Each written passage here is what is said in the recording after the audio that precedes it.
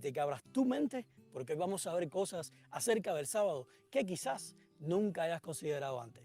Sin embargo, recuerda que el hecho de que nunca hayas escuchado algo anteriormente no quiere decir que necesariamente sea falso, sino que necesitas estudiarlo y dejar que el Espíritu de Dios te muestre al respecto. Comencemos.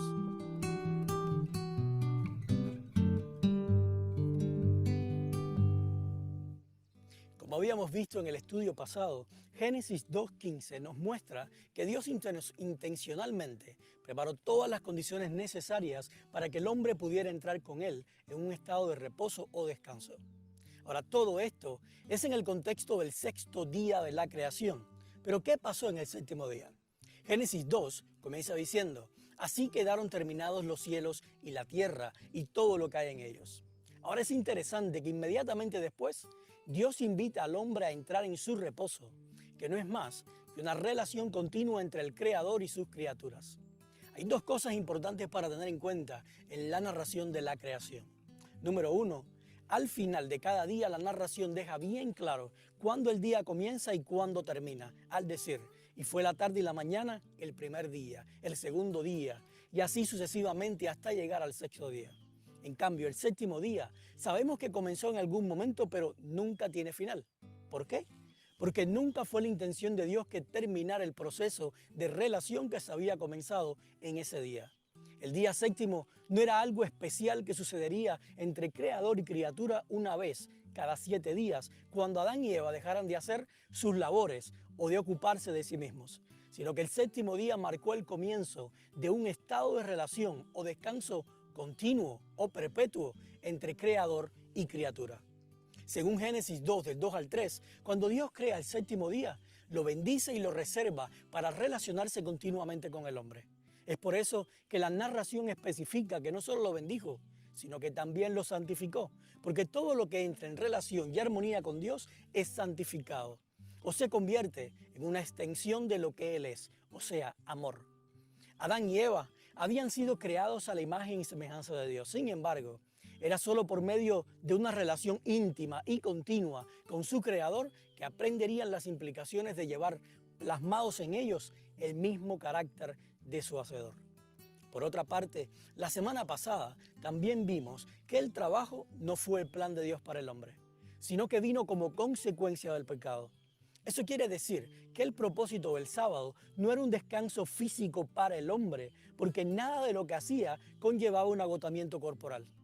Esto también lo podemos ver claramente en Génesis 2:2, cuando dice: Dios terminó en el séptimo día la obra que hizo, y en ese día reposó de toda su obra. Y la pregunta es: ¿había hecho Dios alguna obra física que implicara agotamiento dentro del proceso de creación? Por supuesto que no.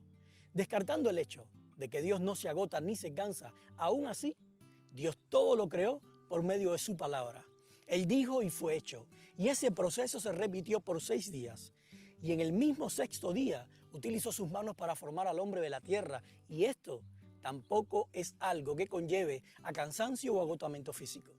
Por consiguiente, esto reafirma mucho más que Dios no crea el sábado como un día que el hombre necesitaría para su descanso físico, sino como un día que daba comienzo a algo que sería eterno. Y yo te pregunto, ¿el descanso en que Dios invitó al hombre a entrar en él era un descanso físico o un descanso espiritual o del alma? ¿Qué implicancias tiene esto en la manera en que debemos ver el sábado? Lee Salmos 62, 1 y 5. ¿Quién es el que trae verdadero descanso? Y si el descanso no sucede por un día, sino por una persona, ¿qué nos dice esto en cuanto a qué debería ser el centro, no solo de nuestros sábados, sino de todos los días de nuestra vida? ¿Será que podemos estar dejando de trabajar los sábados mientras que no disfrutamos del verdadero descanso? Y si no estamos disfrutando del verdadero descanso, ¿qué sentido tiene dejar de trabajar el sábado?